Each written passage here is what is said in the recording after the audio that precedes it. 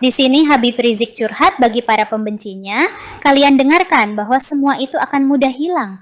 Dan dia juga curhat kalau dirinya tidak diterima di TikTok dan di Facebook. Kok bisa ya? Gak usah khawatir, nanti udah kenal juga bencinya hilang. Tinggal waktu. Tinggal waktu. Itu kan artinya tak kenal maka tak sayang. Yang kedua, kalau orang benci kepada kita karena framing media.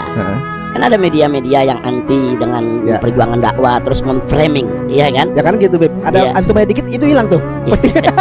Nah, ini kan karena framing media. Jadi kebencian-kebencian seperti itu kita nggak terlalu khawatir. Nah, yang paling gawat, kita kalau lihat sekarang Facebook, Instagram, TikTok, nggak boleh kelihatan saya punya gambar langsung hilang. Jangan kan gambar ditulis nama aja Habib Rizik langsung di-banner. Langsung kena.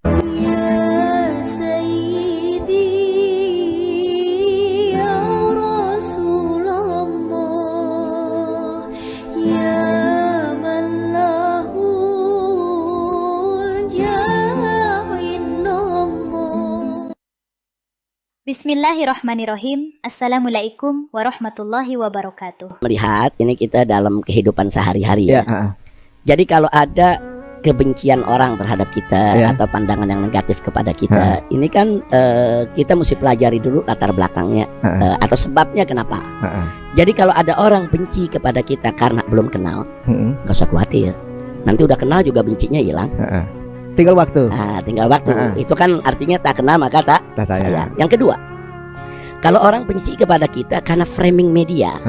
Kan ada media-media yang anti dengan perjuangan dakwah terus memframing, iya kan? Ya kan gitu, Beb. Ada antumnya dikit itu hilang tuh. Pasti. Nah, ini kan karena framing media, karena di framing dan ada penyesatan opini. Nah, sehingga mereka yang benci kepada kita sebabnya ya karena framing yang mereka dapatkan tadi. Ini juga nggak usah khawatir. Nggak usah khawatir. Begitu berjalannya waktu, kemudian kita juga menggunakan media-media yang positif, lama-lama ini juga luntur. Orang yang semula benci karena penyesatan media, begitu kita luruskan, insya Allah benci ini juga hilang. Itu yang kedua. Nah, yang ketiga ada lagi orang yang benci kepada kita itu karena kekurangan informasi aja. Nah, kalau yang begini juga nggak sulit. Kita cukupkan informasinya, insya Allah bencinya juga akan hilang. Jadi kebencian-kebencian seperti itu kita nggak terlalu khawatir. Nah, yang paling gawat kalau benci karena iri dan dengki, itu susah obatnya. Karena kalau orang benci kepada kita karena iri dan dengki, walaupun dia sudah dapat informasi lengkap, tetap iri dengki. Nggak pengaruh itu. Nggak pengaruh, walaupun udah dapat informasi lengkap. Nggak ada guna itu informasi lengkap. Bahkan dengan informasi lengkap yang dia dapat, mungkin dia lebih iri, lebih dengki lagi. Makanya Imam Syafi'i pernah mengatakan dalam salah satu bait syairnya, kata beliau, kullu adawatin qaturja shifa'uha illa adawatu man adaka bil hasadi. Kata Imam Syafi'i, setiap permusuhan itu mudah diharapkan penyembuhnya. Setiap permusuhan, kebencian siapapun kepada kita mudah dicari obatnya, gampang dicari obatnya. Illa, kecuali permusuhan dari orang-orang yang memusuhimu karena iri dan dengki. Masya Allah. Kalau kita dimusuhi karena iri dengki, susah itu. kita nggak bisa ngobatin. Yang bisa ngobatin dirinya sendiri. Dia harus banyak istighfar kepada Allah, introspeksi diri, apakah dia benci karena iri dan dengki atau bagaimana.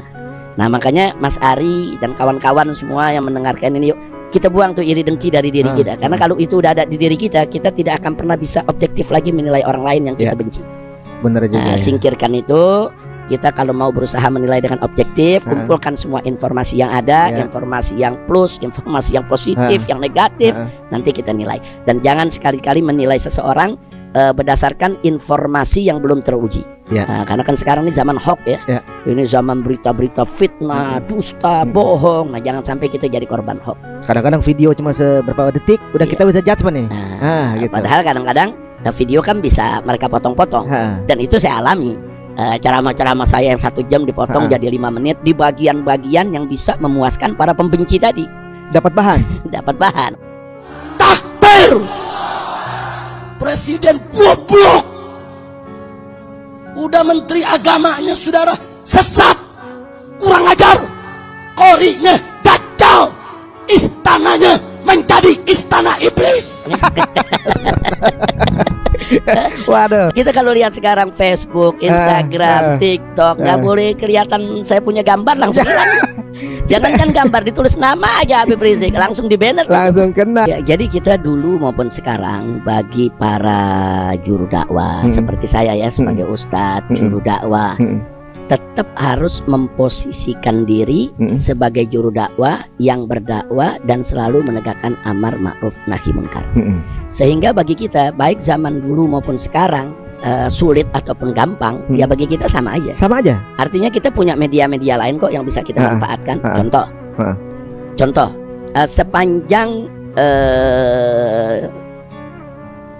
era setelah reformasi lah kita katakan, kita bicara setelah reformasi ya, sebelum maraknya medsos, sebelum maraknya medsos orang belum kenal Twitter, Facebook apa. Nah saat itu banyak media-media mainstream di Indonesia yang memframing bahwa Habib Rizik itu ekstrem, FPI itu radikal, kadang-kadang juga ada yang langsung menuduh embrio teroris dan lain sebagainya. Saat itu kan boleh dikatakan kita sulit melawannya itu framing, karena saat itu kan bukan zaman medsos. Saat itu kan yang dipegang oleh media-media mainstream, televisi nasional yang pegang itu. Jadi kalau sudah media mainstream mencap kita ekstrim, ya se-Indonesia bisa sebut kita ekstrim.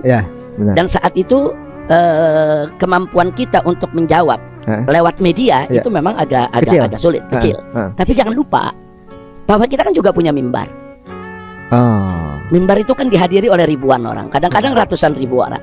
Dan mimbar-mimbar itu kan lebih interaktif daripada media-media mainstream. Kita langsung bertemu dengan umat.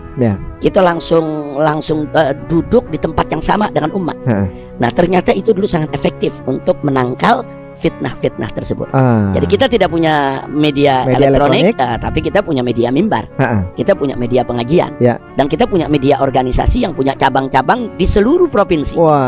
Nah, jadi media-media ini yang menangkal berita-berita tersebut. Sebelum ada medsos itu sudah kita lakukan, dan itu efektif. Untuk zaman itu. Nah sekarang setelah ada medsos lebih mudah lagi menangkalnya. Jadi walaupun di band sana sini ada juga tetap aja ada media. Contohnya di band di Facebook, di Instagram, kemudian di di TikTok, Twitter masih bebas. YouTube masih bebas. Nah, ditambah lagi kan kita bisa buat media-media yang lainnya dengan menggunakan platform-platform yang lain. Nah jadi artinya bagi seorang dai jangan pernah ngandelin itu terlalu ngandelin media untuk dakwah. Enggak, kita punya media yang lebih unik lagi. Kita punya media bisa berinteraksi langsung dengan ratusan ribu umat di satu lokasi. Itu kan luar biasa. Dan ingat bahwa interaksi langsung semacam itu jauh lebih efektif daripada, dan kita punya umat yang nyata, real, bukan umat follower yang ada angka-angka aja ya. Bukan kopi doang ya. Bukan follower angka itu kan kadang-kadang ada bot bisa dibuat. Kalau ini kan nyata, real. Beliau tahu bot juga. Jadi mantap jadi ternyata ya. Jika kalian merasakan ada keanehan dalam video ini, kalian punya hak bebas untuk mengomentari dan mengutarakan pendapat kalian terhadap video ini.